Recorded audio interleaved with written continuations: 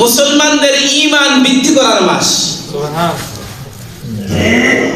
এখন এই ঈমান যদি বৃদ্ধি না করি, নিঃসন্দেহে গুনাহ বৃদ্ধি হবে। যেমন হাদিসের মধ্যে আসছে, এর আগে আমি বলেছি যে রমজান মাস, কেউ যদি রমজান মাসে রোজা না রাখে তাহলে তার কয় ধরনের গুনাহ হবে? 2 ধরনের গুনাহ হবে। প্রথম নম্বর গুনাহ হচ্ছে ওই ব্যক্তিটা রমজান মাসে রোজা না রাখার কারণে আল্লাহ তাআলার হুকুম লঙ্ঘন করেছে। কার হুকুম? আল্লাহ তাআলার হুকুম লঙ্ঘন করার কারণে তার কবিরা গুনাহ হবে। এটা ফরজ বিধান। কি বিধান? ফরজ বিধান কেউ যদি না পালন করে তার আমলনামায় কি গুনাহ লেখা হয়? কবিরা গুনাহ, সগীরা গুনাহ নয়। আরেকটি গুনাহ হচ্ছে কেউ যদি রমজান মাসে রোজা না রাখে তাহলে সে খাবে। তা কি বলেন? কথা বুঝেন নাই? কেউ যদি রমজান মাসে রোজা না রাখে তাহলে কি করবে? সে খাওয়া দাওয়া করবে, খাবে, পান করবে। এই একজন রোজাদার ব্যক্তি সামনে যদি কেউ খায় আর পান করে তাহলে রমজান মাসের সাথেও বেয়াদবি করা হবে, রোজাদারের সাথেও বেয়াদবি করা হবে। বুঝেন নাই কথা? ঠিক। রমজান মাসের সাথে কিভাবে বেয়াদবি? আল্লাহ তাআলার হুকুম লঙ্ঘন। আল্লাহ তাআলা বলছেন, কুতিবা আলাইকুমুস সিয়াম, যে আমার ঈমানদার সম্প্রদায়, যারা আমার উপর ঈমান এনেছো, যারা ঈমানের উপর অটল অবিচল আছো, তোমাদের জন্য পূর্ণ 1 মাসকে আমি রোজা তোমাদের জন্য ফরজ করে দিয়েছি। সুবহানাল্লাহ। এই রোজা যদি না রাখে তাহলে আল্লাহ তাআলার বিধান লঙ্ঘন হবে। পাশাপাশি সে যদি খায় আর পান করে তাহলে রোজার সাথে বেয়াদবি করা হবে, রোজাদারের সাথেও বেয়াদবি করা হবে। রাসূল সাল্লাল্লাহু আলাইহি ওয়াসাল্লামের সুস্পষ্ট বর্ণনা যে একজন মহিলা রমজান মাসে যদি তার মিনিস্ট্রেশন হয়, শরীর অপবিত্র হয়, তার জন্য রোজা রাখা যাবে। কিন্তু তারপরেও রোজা না রাখা গেলে ওর উপর যেহেতু রোজা রাখা হারাম, সে অবস্থায় রোজা রাখলে সওয়াব হবে না, বরং গুনাহ হবে। ওই মহিলাটাও যদি রমজান মাসে কোনো রোজাদার ব্যক্তির সামনে খায় তাহলে তার গুনাহ হবে।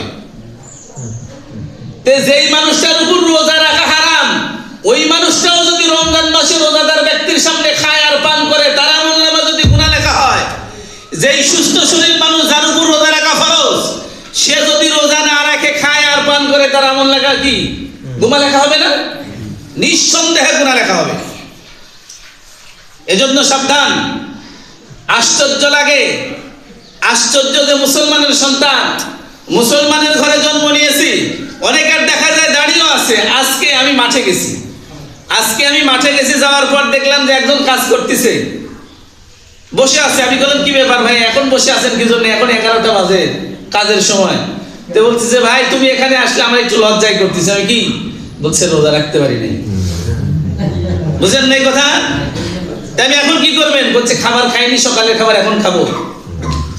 তাই ভাই, আপনার মুখের মধ্যে এত সুন্দর দাড়ি রাখছেন, রসুলের সুন্নত রাখছেন, আর যদি আপনি রমজান মাসে রোজা না রাখেন তাহলে ওই সুন্নাতকেও অবমূল্যায়ন করা হবে। যে আপনি রসুলের সুন্নাতকে ভালোবেসে সুন্নাত রেখেছেন, প্রক্ষান্তরে আল্লাহ তাআলার বিধানকে আপনি অস্বীকার করতেছেন। এজন্য আমাকে বুঝতে হবে, যার স্থান যেখানে, তাকে সেখানেই রাখতে হবে। পৃথিবীর বুকে যত বিধান আছে, সমস্ত বিধানের উপরে সম্মানের বিধান হচ্ছে আল্লাহ তাআলার বিধান। কার বিধান? এরপরে রসুলের বিধান। এখন আমি যদি রসুলের বিধানকে মর্যাদা দেই, রসুলের বিধানকে যদি প্রায়োরিটি দিই, আর আল্লাহর বিধানকে যদি আমি অস্বীকার করি, কাম হবে? হ্যাঁ? আল্লাহ তাআলা যদি আমার উপর রাজি আর খুশি না থাকে, কাম হবে? আল্লাহ তাআলাকে রাজি খুশি করা লাগবে রাসূল সাল্লাল্লাহু আলাইহি ওয়াসাল্লামের বিধানের মাধ্যম দিয়ে। তাছাড়া তো নবী পাঠানোর প্রয়োজন ছিল না। রাসূল যেই বিধান যেভাবে পালন করেছেন, ওই বিধান যদি আমি ওইভাবে পালন করি তাহলে আল্লাহর বিধানও পালন হবে, রাসূলের বিধানও পালন হবে। যেই বিধানের মধ্যে আল্লাহ তাআলার হুকুমও আছে, রাসূলের হুকুমও আছে, দুটোটা হুকুম একত্রিত হওয়ার কারণে আল্লাহ রাব্বুল আলামিন ওই বান্দার ওই বিধানকে কবুল আর মঞ্জুর করে নেবে। সুবহানাল্লাহ। রোজা রেখেছি, রোজা রাখার বিধান কি? সুবহ সাদিক থেকে নিয়ে সূর্যাস্ত পর্যন্ত অনাহারে থাকতে হবে, খাওয়া পান করার থেকে বিরত থাকতে হবে। এখন আমি যদি খাওয়া পান করার থেকে বিরতই থাকি আর বাকি সমস্ত গুনার কাজের মধ্যে যদি লিপ্ত থাকি, রোজা হবে? হ্যাঁ, রোজা হবে না। এজন্য রোজার মধ্যে আল্লাহ তাআলার বিধানও পালন করতে হবে, রাসূলের বিধানও পালন করতে হবে। রাসূল সাল্লাল্লাহু আলাইহি ওয়াসাল্লাম বলেছেন, কেউ যদি তুমি রোজা রাখা অবস্থায় তোমার সাথে উচ্চ আওয়াজে কথা বলতে চায়, ফায়সা বয়সা কথা বলতে চায়, তুমি তাকে শান্তভাবে বলে দিবে, ভাই আমি রোজাদার, আমি রোজাদার, আমি রোজা রেখেছি, আমি তোমার সাথে বিতর্ক করতে পারবো না। কি করতে পারবো না? বিতর্ক করতে পারবো না। সম্মানিত সুধী, এজন্য আমাদের রোজা শুধুমাত্র সেহরির পর থেকে নিয়ে সূর্যাস্ত পর্যন্ত আমি খাবার পানাহার থেকে বিরত থাকলাম আর রাসূল সাল্লাল্লাহু আলাইহি ওয়াসাল্লামের সুন্নাত মোতাবেক রোজা রাখলাম না, তাহলে আমার রোজা পরিপূর্ণ হবে? আমার হাতের রোজা আছে, আমার এই হাত দ্বারা রোজা রাখা অবস্থায় অন্য কারোর উপর জুলুম আর অত্যাচার করা যাবে না। আমার চোখের রোজা আছে, চোখের দ্বারা কোনো অপাতে দৃষ্টি ক্ষেপ করা যাবে না। আমার মুখের রোজা আছে, মুখের দ্বারা ফাহিশা কথা বলা যাবে না, মুখের দ্বারা কাউকে গালিগালাজ করা যাবে না।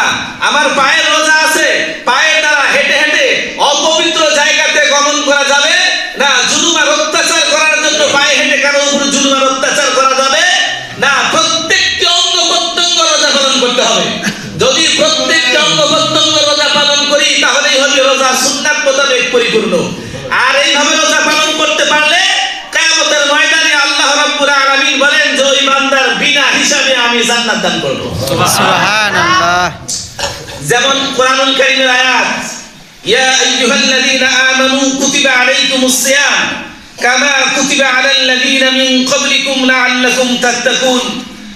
আল্লাহ রাব্বুল আলামিন বলে, আমার ঈমানদার সম্প্রদায়, ও আমার ঈমানদার সম্প্রদায়, শুনে রাখো, তোমরা যদি ঈমান আনো, তোমাদের মধ্য থেকে যারা ঈমান এনেছে, কুতিবা আলাইকুমুস সিয়াম, আমি আল্লাহ তাআলা শুধুমাত্র তাদের জন্য রোজাকে ফরজ করে দিয়েছি। সুবহানাল্লাহ। যারা ঈমান আনে নাই তাদের উপর রোজা ফরজ না। ইহুদিদের উপর রোজা ফরজ, খ্রিস্টানদের উপর রোজা ফরজ, হিন্দুদের উপর রোজা ফরজ, পৌত্তলিকদের উপর রোজা ফরজ। শুধুমাত্র বিশ্বের মধ্যে একটা গ্রুপের উপর রোজা ফরজ, যে ঈমান এনেছে, যে ঈমান এনেছে তার উপর রোজা ফরজ, যে ঈমান আনে নাই তার উপর রোজা ফরজ নয়। সম্মানিত সুধী, আমাদের মান শান মর্যাদা কত বড় আল্লাহ তাআলার দরবারে আমি আজকে বুঝতেছি না। যেমন ভাবে আমার বাড়িতে যদি একটি ষাঁড় গরু বাঁধা থাকে, কুরবানির জন্য অনেকে গরু পোষে না বাড়িতে, হ্যাঁ, অনেকে আদর যত্ন করে, অনেক ভালোভাবে খাওয়ায়, মোটা তাজা করে। ওই গরুর দাম কত, মূল্য কত, ওই বাড়ির মালিকের, গরুওয়ালার মালিক জানে যে আমার গরুটার দাম কত হবে। আমাকে আর আপনাকে যে সৃষ্টি করে দুনিয়ার মুখে পাঠাইছে, আমার আর আপনার মালিক জানে কিয়ামতের ময়দানে আমার আর আপনার মর্যাদা কত। এই মর্যাদা রক্ষা করে যদি দুনিয়ার মুখে চলতে পারি, আমার আর আপনার মর্যাদা আল্লাহ তাআলা আরো বৃদ্ধি করে দেবে। আর যদি মর্যাদা রক্ষা করে চলতে না পারি, তাহলে আমার আর আপনার স্থান জাহান্নামের মতো তলদেশে হবে। সম্মানিত সুধী, এজন্য আমরা মুসলমান, আমাদের মুসলমানিত্ব রক্ষা করে চলতে হবে। আফসোস লাগে, এত বড় একটা গ্রাম, এত বড় মহল্লা, আজকে জুমার দিন অনেক লোক এসেছে, প্রত্যেক ৫ ওয়াক্ত নামাজে এমন লোকের উপস্থিতি হওয়া উচিত, নাকি বলেন? ঠিক। আজকে জুমার নামাজ ফরজ, ফজরের নামাজ ফরজ ছিল না, আগামীতে আসরের নামাজ আসবে, এটা ফরজ নয়। মাগরিবের নামাজ ফরজ, ঈশার নামাজ ফরজ নয়। প্রত্যেকটি ফরজকে সমানভাবে মর্যাদা দিতে হবে। সম্মানিত সুধী, আমরা রমজান মাস, আমাদের জন্য রমজান মাসের জন্য বাড়তি আরেকটি ইবাদতের ব্যাপার রাসূল সাল্লাল্লাহু আলাইহি ওয়াসাল্লাম ঘোষণা করে দিয়েছেন যে মান সামা রমাদানান ঈমানান ওয়া ইহতিসাবান গুফিরা লাহু মা তাকদ্দামা মিন যামবি। রাসূল সাল্লাল্লাহু আলাইহি ওয়াসাল্লামের জীবনে একটি কথা ফালতু বলেছেন, মিথ্যা বলেছেন, আজ পর্যন্ত নয়, কিয়ামত পর্যন্ত পৃথিবীর যত মানুষ আছে রাসূলের একটি কথা ফালতু প্রমাণ করার জন্য 24 ঘন্টা তৎপর আছে, এখন পর্যন্ত পারে না কিয়ামত পর্যন্ত রাসূলের একটি কথাকে মিথ্যা প্রতিপন্ন করার সাহস। এরকম দুঃসাহস দেখানোর মতো মানুষ বা প্লেয়ার বাংলা নয়, পৃথিবীর মুখে কোথাও কেউ পারেনি, কিয়ামত পর্যন্ত পারবেও না। সম্মানিত সুধী, ওই নবী বলেছেন মান সামা রমাদানান ঈমানান ওয়া ইহতিসাবান, যেই ব্যক্তি ঈমান আনার পরে রোজা রাখবে, কি করার পরে? ঈমান আনার পরে কি করবে? রোজা।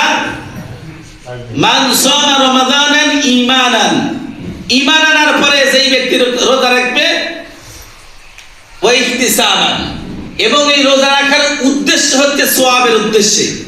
একটা হচ্ছে ঈমান আনয়ন করা, আরেকটি সওয়াবের উদ্দেশ্যে। এই দুইটা কাজ করে যদি সে রোজা রাখে গুফিরা লাহু মা তাকাদ্দামা মিন যামবি। রাসূল সাল্লাল্লাহু আলাইহি ওয়াসাল্লাম তিনার পবিত্র জবানে বলেন যে আমার ওই উম্মতের জিন্দেগীর সমস্ত গুনাহ আল্লাহ তাআলা মাফ করে দেবে। আল্লাহ আমান কামা রমাযানান ঈমানান ওয়া ইহতিসাবান, এবং যেই ব্যক্তি ঈমান আনার পরে রমজান মাসে রাত্রি জাগরণ করে করে নামাজ পড়বে। রমজান মাসের জন্য এক্সট্রা নামাজ আছে না? কি নামাজ? তারাবি। কি নামাজ? এই নামাজ অন্য মাসে পড়তে হয়? শাওয়াল মাসে আছে, জিলহজ মাসে, জিলকদ মাসে, মুহররম মাসে, ইলা আখির রজব শাবান মাসেও নাই, শুধুমাত্র কোন মাসে? এই নামাজের যদি গুরুত্ব নাই থাকতো তাহলে এই নামাজটা অন্য মাসেও থাকতো। 12 মাসের মধ্যে শুধুমাত্র এক মাসের মধ্যে আল্লাহ তাআলা ঈমানদারদের জন্য রাসূলের পক্ষ থেকে ঘোষণা আছে তোমাদের জন্য আমান কামা রমাযানান, যেই ব্যক্তি রমজান মাসে রাত্রি জাগরণ করে করে নামাজ পড়বে। কি করবে? রাত্রি জাগরণ করে করে নামাজ পড়বে, কুরআনুল কারীমের তেলাওয়াত করবে, ওয়া ইহতিসাবান, এবং এইগুলো কাজ যদি সে সওয়াবের উদ্দেশ্যে করে থাকে গুফিরা লাহু মা তাকাদ্দামা মিন যামবি। রাসূল সাল্লাল্লাহু আলাইহি ওয়াসাল্লাম বলেন আমার ওই উম্মতের জিন্দেগীর সমস্ত গুনাহ আল্লাহ তাআলা মাফ করে দেবেন। সুবহানাল্লাহ। তারাবির নামে উপস্থিত হব না ভাই? হ্যাঁ উপস্থিত হব তো ইনশাআল্লাহ। ইনশাআল্লাহ। দুইটা তারাবি চলে গেছে। রমজান যদি 30টা হয় তাহলে সামনে আর 28 দিন তারাবি পাবো, যদি 29টা হয় তাহলে আর 27 দিন তারাবি উপস্থিত হতে পারবো। আগামী এক বছরের মধ্যে যদি আরো 30 দিন তারাবিতে উপস্থিত হতে চাই, হওয়ার সুযোগ আছে? আছে? শাওয়াল মাসের 1ম তারিখে যদি যায় বলে আজকে রাতে তারাবি পড়বো, অনুমতি আছে তারাবি পড়ার? পড়লেও সেটা ইবাদত হবে না। এজন্য মূল্যায়ন করতে হবে। সময় সংক্ষিপ্ত, এই সংক্ষিপ্ত সময়কে যদি আমি মূল্যায়ন করি, কিয়ামতের ময়দানে আমাকেও আল্লাহ তাআলার পক্ষ থেকে মূল্যায়ন করা হবে। আমি যদি দুনিয়ার বুকে আল্লাহ তাআলার হুকুমকে মূল্যায়ন না করি, কিয়ামতের ময়দানে আমাকেও মূল্যায়ন করা হবে। কথা ক্লিয়ার? দুনিয়ার বুকে প্রত্যেকটি কাজ যেমন আমরা নিজেরা বুঝি, আখিরাতের মুআমালা ঠিক এই রকমই। আমার বাড়িতে যদি একটা কাজের লোক থাকে, সে যদি 100% কাজ করে, তার প্রতি আমার মায়া বাড়ে না কমে? বাড়ে না? তো আমি গোলাম হয়ে যদি আল্লাহ তাআলার হুকুম সঠিকভাবে পালন করি, আল্লাহ তাআলার কুদরতি মহব্বত আর নজর উপর আমার উপর বাড়বে না কমবে? এখন আল্লাহ তাআলার কুদরতি নজর আমার উপর বাড়ুক, এই বাড়াটাই চাই না কমাটা চাই? যদি বাড়াটা চাই তাহলে 100% ইবাদত করতে হবে, আল্লাহ তাআলার হুকুম পালন করতে হবে, তারাবিতে আসতে ভাই। সময় চলে গেলে কি হয় না? সাধন হবে না। রমজান মাসের পরে আর তারাবি পড়ার সুযোগ আমাকে দিবে না। আগামী রমজান পর্যন্ত বাঁচবো কিনা এটার কোনো শিওর আমি দিতে পারবো? আগামী রমজান তো দূরের কথা, যে কয়টা রোজা আছে এই কয়টা রোজায় রাখার জন্য, তারাবির জন্য আল্লাহ তাআলার কাছে আমাকে আর আপনাকে প্রতিনিয়ত চাইতে হবে যে আল্লাহ আগামী যে কয়টা রোজা আছে এই রোজাগুলো সুস্থভাবে আমাকে রাখার তৌফিক তুমি দান করিও। আগামী যে কয়টা তারাবি আছে তারাবিগুলোকে আমাকে সঠিকভাবে মসজিদে আসার তৌফিক দান করিও। আগামী যে কয়টা ইফতার আছে ইফতারে উপস্থিত হওয়ার আমাকে তৌফিক দান করিও। আগামী যে কয়টা সেহরি আছে প্রত্যেকদিন সেহরিতে আমাকে উঠার তৌফিক দান করে দিও। আল্লাহ তাআলা যদি আমাকে আর আপনাকে তৌফিক না দেয়, তারাবিতে উপস্থিত হতে পারবো? রোজা রাখতে পারবো? সেহরিতে উপস্থিত হতে পারবো? ইফতারিতে মসজিদে আসতে পারবো? এই জন্য নেক কাজের জন্য আল্লাহ তাআলার তৌফিক চেতে হবে। আল্লাহ তাআলা তৌফিক দিলে সম্ভব, যদি তৌফিক না দেয় সম্ভব না। কারণ আমি যদি মনে করি আমি ইবাদত করব, সম্ভব? আমি ইবাদত করতে চাইলে সম্ভব নয়, বুঝেন কথা? আমি যদি নামাজ পড়তে চাই সম্ভব নয়, আল্লাহ তাআলা যদি তৌফিক না দেয়। আমার আর আপনার মতো মানুষ আজকে জুমার নামাজ পড়ার জন্য অনেকেই নিয়ত করেছিল, আল্লাহ তাআলা হয়তো তাদের তকদিরে লিখে রাখে নাই। আজকে ফজরের নামাজের পর থেকে জুমার আযানের আগ মুহূর্তে অনেক মানুষ, সুস্থ মানুষ হাসপাতালের বেডে চলে গেছে। নিয়ত ছিল জুমার নামাজে উপস্থিত হব, আল্লাহ তাআলা সুযোগ না দেওয়ার কারণে জুমার নামাজে উপস্থিত হইতে পারে। এজন্য প্রতিনিয়ত প্রত্যেক নেক কাজ করার জন্য আল্লাহ তাআলার কাছে তৌফিক চেতে হবে। আল্লাহ তাআলা তৌফিক না দিলে নেক কাজ করা সম্ভব না। তাহলে আরেকটা জিনিস বোঝা গেল যে আমার আর আপনার শক্তির দ্বারা কোনো কিছু কাজ করা সম্ভব না। আমার আর আপনার ইচ্ছার দ্বারাই কোনো কিছু করা সম্ভব না। আমি ইচ্ছা পোষণ করেছি একটা নেক কাজ করব, এখানে আল্লাহ তাআলার তৌফিক লাগবে। আল্লাহ তাআলা তৌফিক দিলে, আমি চেষ্টা করলে, উভয়টা একত্রিত হলে কাজ হওয়া সম্ভব। আমার চেষ্টা আল্লাহ তাআলা তৌফিক দেয়নি, আমি কাজ করতে পারবো না, ইবাদত করতে পারবো না, আমার নিয়ত নাই।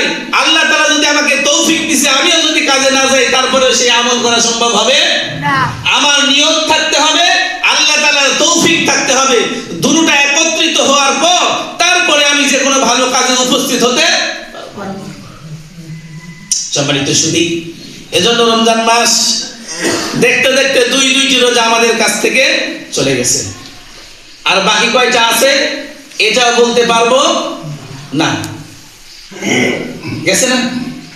গতকালকেরটা গেছে, আজকেরটা যাওয়ার পথে। দুইটা চলেই যাওয়া তো, আসি তো, শুরু করেছি, শেষ পর্যন্ত নিয়ত করে রাখছি না, নাকি এরকম নিয়ত করছি দুপুরে আবার একটু? হ্যাঁ, শুরু যখন করেছি শেষ করবো এই নিয়ে তো রোজা করেছি। সুম্মা আতিমুস সিয়ামা ইলাল লাইল। আল্লাহ রাব্বুল আলামিন বলেছেন, তোমরা তোমাদের রোজাকে পরিপূর্ণ করো রাতের শুরু পর্যন্ত। কোন পর্যন্ত? মাঝখানে ব্রেকিং করার সুযোগ কিন্তু অনেক ধর্মে আছে তো, 12টা পর্যন্ত উপবাস থাকতে হয়, 1টা পর্যন্ত থাকতে হয়, বিভিন্ন লগ্নের সাথে সম্পর্ক রেখে তাদের রোজা হয়। কিন্তু আমাদের রোজা কোন পর্যন্ত? সেহরি থেকে সুম্মা আতিমুস সিয়ামা ইলাল লাইল, সূর্যাস্ত পর্যন্ত আমাকে পরিপূর্ণ করতে হবে। এর বাইরে মাঝখানে ব্রেক করার সুযোগ নেই। সম্মানিত সুধী, এজন্য আমরা একটু মন দিয়ে বুঝবো, আমার আর আপনার মতো অনেক যুবক মানুষ মারা যাচ্ছে না? কত যুবক অহরহ মারা যাচ্ছে। এই বেশ কয়েকদিন আগে আপনাদের পাশের গ্রামে একজন যুবক ছেলে মারা গেল, কুশাবাড়িতে মারা গেল না? সুস্থ মানুষ, আগের দিন সারাদিন ধান লাগানো কাজ করছে টেলিগ্রাম মাঠে, রাত্রে বন্ধু বান্ধবদের সাথে চা খাইছে। এরকম আমার আর আপনার এরকম অনেক মানুষ মারা যাচ্ছে না? প্রতিনিয়ত অহরহ এরকম মৃত্যু হচ্ছে। এরপরেও আমার আপনার বিবেকের কাছে মনে হচ্ছে আমার হায়াত এখন অনেক দিন বাকি আছে। এটা 100% ভুল, এটা 100% ভুল এবং ধোঁকা যে আমার হায়াত আরো লম্বা হবে, এরপরে দাঁড়িয়ে রাখবো। আমার হায়াত আরো লম্বা আছে, অনেক সময় আছে, এরপরে বিড়ি খাওয়া বাদ দেবো। চুলের কাটিং, কি কাটিং? চুলের কাটিং। আহা, আমি একটা কাটিং এর নাম দিছিলাম, ছাত্র জীবনে বলতাম বারান্দা কাটিং। বারান্দা কাটিং বোঝেন না?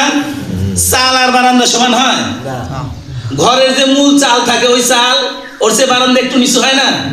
কিছু চুল কাটে, উপরেকার চুল একটু বড় বড়, তার নিচের চুলগুলো একটু ছোট। তা আমি বলতাম যে এটা বারান্দা কাটিং, চুল কাটা। বুঝেন নাই? যেটাকে ওরা কি বলে, হেয়ার ড্রেসারে কি বলে, বিট কাটিং বলে না? হ্যাঁ, এই কাটিং কে আমি বলতাম এটা বারান্দা কাটিং চুল। উপরে কাটটা চাল আর নিচে কাটটা বারান্দা, চালের চাইতে বারান্দা একটু নিচে। যত কোয়ালিটির চুল কাটবেন সবগুলো ইহুদি খ্রিস্টানদের সাথে মিলে যাবে। মান তাশাব্বাহা বিকওমিন ফাহুয়া মিনহু। রাসূলের স্পষ্ট বর্ণনা, কোন মানুষ যদি ইহুদি খ্রিস্টানকে মহব্বত করে, সে যদি মুসলমানের ঘরেও জন্ম নেয়, কিয়ামতের ময়দানে তার হাসর নাসর হবে ইহুদি খ্রিস্টানদের সাথে। নাউজুবিল্লাহ। বুঝে শুনে পক্ষ নিতে হবে, বুঝে শুনে চলতে হবে। সাধারণ একটা মাথার চুল, এই চুলটা যদি আমি মুসলমানের সন্তান হয়ে ইহুদি খ্রিস্টানদেরকে মহব্বত করে তাদের মতো করে চুল কাটাই, এই সামান্য চুলের জন্য যদি আমাকে কিয়ামতের ময়দানে ইহুদিদের কাতারে দাঁড়াতে হয়, খ্রিস্টানদের কাতারে দাঁড়াতে হয়, এর চেয়ে আর কপাল পরা আছে? এর চেয়ে আর হতভাগা আছে? এর চেয়ে আর দুর্ভাগা আছে? চুল বিভিন্ন কাটিং দিয়ে কাটে, এর মধ্যে আলাদা কোনো মজা আছে, ফায়দা আছে? কোনো তাকে মূল্যায়ন করা হয়? সমাজে নতুন করে তাকে ইজ্জতের নজরে দেখা হয়? যে একজন ছেলে এলাকায় দেখলাম সুন্দর করে বিভিন্ন স্টাইলে চুল কেটেছে, এলাকার মানুষ তাকে সম্মান করে, প্রত্যেকদিন 50 জন মানুষ সালাম দেয়।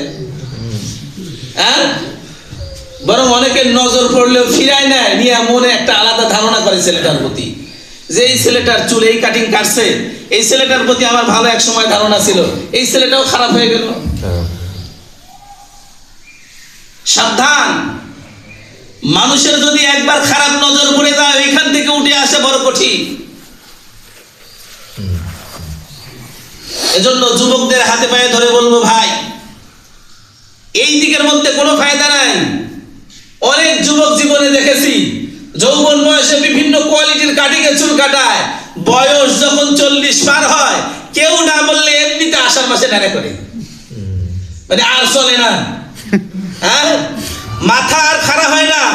40 পার হওয়ার পর কাউরে নসিহত করা লাগে না, এমনি নাড়ে করে। যদি বলা হয় মুরব্বী কি ব্যাপার চুল ফালাই দিছেন কেন, কয় হুজুর আষাঢ় মাসে নাড়ে করলে পারে মাথার গরম বের হয়। ডিজার হচ্ছে না। বয়স শেষ হয়ে গেলে তখন এমনি বুঝে আসবে যে কি করেছি জীবনে। তবে ওই সময় আফসোস আর অনুতাপ করে কোনো ফায়দা হবে? রসুলের সুন্নাত মোতাবেক জীবন যাপন করতে হবে। রসুলের সুন্নাতের মধ্যেই শান্তি, রসুলের সুন্নাতের বাহিরে পৃথিবীর কোনো মানুষ শান্তি পায়নি, কিয়ামত পর্যন্ত কোনো মানুষ শান্তি আশা করলেও হবে।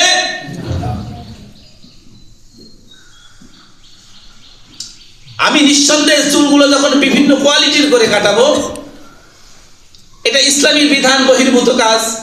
নিঃসন্দেহের কারণে আমাকে আলাদা সময় দিতে হবে, আলাদা সময় টাকা ব্যয় করতে হবে এর পিছনে।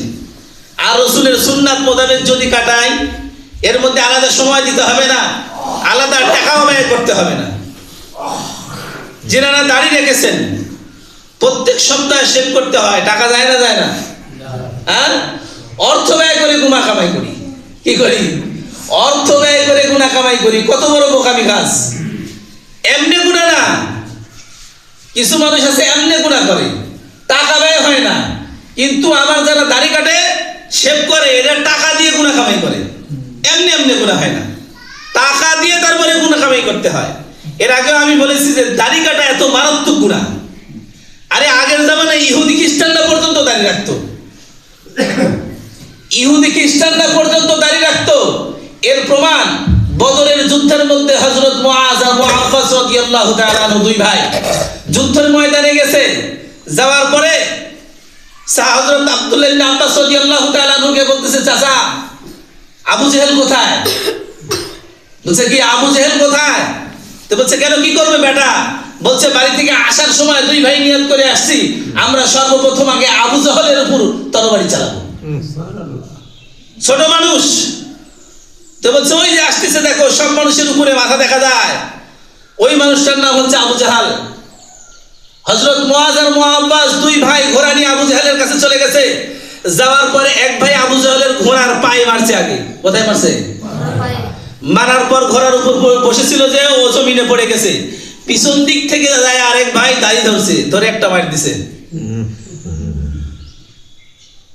আবু জাহেলকে মুআজ আর মুআফফাজ বদরের যুদ্ধের মধ্যে সবচেয়ে ছোট দুইজন মানুষ, সবচেয়ে ছোট শিশু বললেই চলে, বাল্যকাল, এদের চাইতে বেশি ছোট মানুষ আর বদরের যুদ্ধে উপস্থিত কেউ হয় নাই।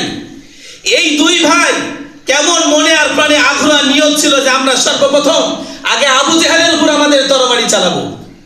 এক ভাই ঘোড়ার পায়ে মারছে, ঘোড়া থেকে পড়ে গেছে, আরেক ভাই যায় দাড়ি ধরছে, ধরার পর গর্দানে মেরে দিছে, সঙ্গে সঙ্গে জাহান্নামে পাঠায় দিছে। ওটারে রাখছে। এটাই প্রমাণ দেওয়ার জন্য এই কথা বলতেছি যে আগের জামানার ইহুদিরা পর্যন্ত দাড়ি রাখতো, আর মুসলমানের সন্তান দাড়ি রাখে না।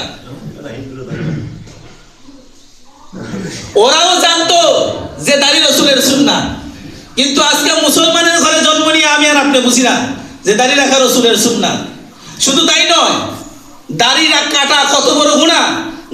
দাড়ি একজন মানুষ যখন কাটে তখন থেকে শুরু করে নিয়ে বিরতিহীনভাবে 24 ঘন্টা ফেরেশতা তার আমলনামায় গুনাহ লিখতেই থাকে, গুনাহ লিখতেই থাকে।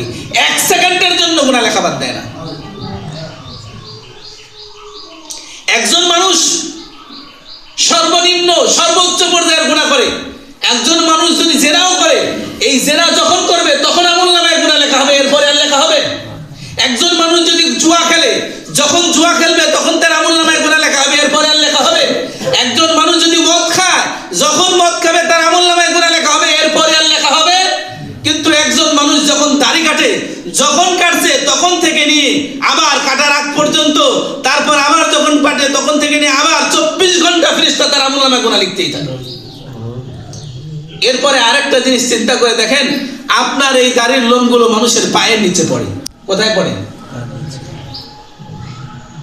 যখন নাপিতের কাছে কাটান তখন এগুলো জমিনে পড়ে না, এগুলো মানুষ পা দিয়ে পায়ের নিচে খুঁচে খুঁচে পাড়ায়। আপনি সাধারণ দিমাগ দিয়ে চিন্তা করে দেখেন যেই দাড়ির একটা লোম মানুষ উঠলে পারে মাটিতেও ফেলতে চায় না, পকেটে রেখে দেয়। এত সম্মানী রসুলের সুন্নাত, আপনার দাড়িগুলো মানুষের পায়ের তলে মানুষ পা দিয়ে পাড়ায়, এর দ্বারা কি আপনার সম্মান বাড়ে না কমে? সম্মানিত শুধু রমজান মাস যারা দাড়ি রাখেন নাই, আমি অনুরোধ করে পায়ে হাত দিয়ে বলবো, এখন আজ থেকে 20-30 বছর আগে অনেকেই বলতো যে হুজুর বিয়ে শাদী করি নাই, দাড়ি রাখলে যদি আবার বিয়ের সমস্যা হয়। এখন কিন্তু ওই পরিবেশ নাই, আছে?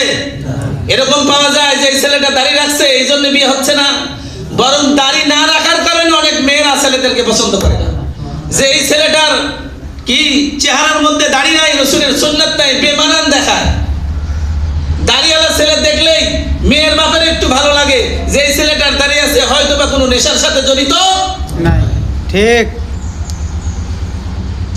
এমনি দাড়ি রাখলে ডিমান্ড বাড়বে, পছন্দও করবে। আরে যেই জিনিসে আল্লাহ আর আল্লাহ রসুল পছন্দ করছে, ওই জিনিসকে অন্য কেউ অপছন্দ করার সুযোগ আছে না। নাই। দিন যাবে এগুলোর মর্যাদা বাড়বে। এজন্য দাড়ি যারা কাটছি, পায়ে হাত দিয়ে অনুরোধ করে বলছি, নতুন করে আর দাড়ি কেটে মারাত্মক গুনাহ করে জাহান্নামের পথের দিকে দৌড়ায় যায়েন না, অগ্রসর হয়েন না।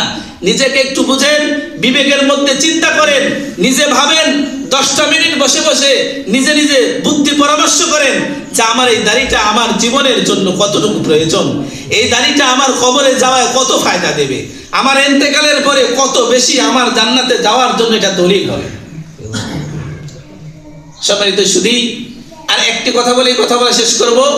রাসূল সাল্লাল্লাহু আলাইহি ওয়াসাল্লাম হাদিসের মধ্যে বলেছেন, মান সাকা সাইমান, যেই ব্যক্তি একজন রোজাদারকে ইফতার করাবে, কি করবে? মান আসকা সাইমান, যদি কোনো ব্যক্তি কোনো রোজাদারকে ইফতার করায়, আসকাহুল্লাহু ইলা ইয়াউমিল কিয়ামা, আল্লাহ রাব্বুল আলামিন ওই ব্যক্তিকেও তার ইফতার করানোর সওয়াব দান করে দিবে। সুবহানাল্লাহ। লা ইয়াযবানু হাত্তা ইয়াদখুলাল জান্নাহ, দুনিয়ার বুকে কেউ যদি কাউকে ইফতার করায়, কিয়ামতের ময়দানে আল্লাহ রাব্বুল আলামিন ওই বান্দাকে হাউজে কাউসারের পানি পান করাবে। সুবহানাল্লাহ। লা ইয়াযবানু, ওই ব্যক্তির জান্নাতে যাওয়ার আগ পর্যন্ত আর পানির পিপাসাও লাগবে। অনেক অনেক সওয়াব। রমজান মাসে যা করবেন প্রত্যেকটা ভালো কাজের মধ্যে 70 গুণ সওয়াব। এক একটা ভালো কাজে অন্য মাসে একটা সওয়াব, রমজান মাসে একটা ভালো কাজের বিনিময়ে আল্লাহ তাআলা আমার আর আপনার আমলনামায় 70টা করে সওয়াব লিখে দিবেন। এজন্য ইফতারিতে আমরা বেশি বেশি উপস্থিত হব। রমজান মাসে আমরা বেশি বেশি গরিব দুঃখী এলাকার যারা আছে রোজাদারদেরকে ইফতারি করার জন্য চেষ্টা করব, তো ইনশাআল্লাহ ইনশাআল্লাহ যার যতটুকু সাধ্য আছে।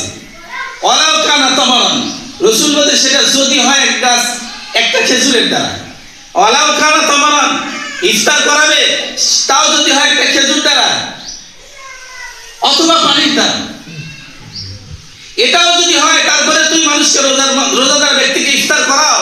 কারণ তুমি ইফতার করাইলে যেই ব্যক্তি রোজা রাখছে ওই ব্যক্তিকে তুমি ইফতার করানোর কারণে তুমি রোজাও রাখছো, ওই ব্যক্তিও রোজা রাখছে, তুমি আরেকটা রোজা রাখার সওয়াব আল্লাহ তাআলা তোমার আমলনামায় দিয়েছে। সুবহানাল্লাহ।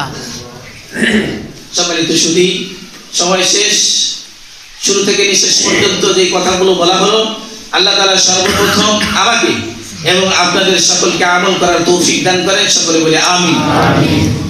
আর একটি কথা, সেটা হচ্ছে রমজান মাস, এর আগেও বলেছি আমরা বেশি বেশি করে মসজিদে দান করার চেষ্টা করব, যেন পুরো একটি মাস দান সদকা খয়রাত এবং মানুষের প্রতি আন্তরিকতা ভালোবাসা নিয়ে পুরো মাসটা কাটাতে পারি। তৌফিক আল্লাহ তাআলা আমাদের সকলকেই দান করুক, সকলে বলে আমিন।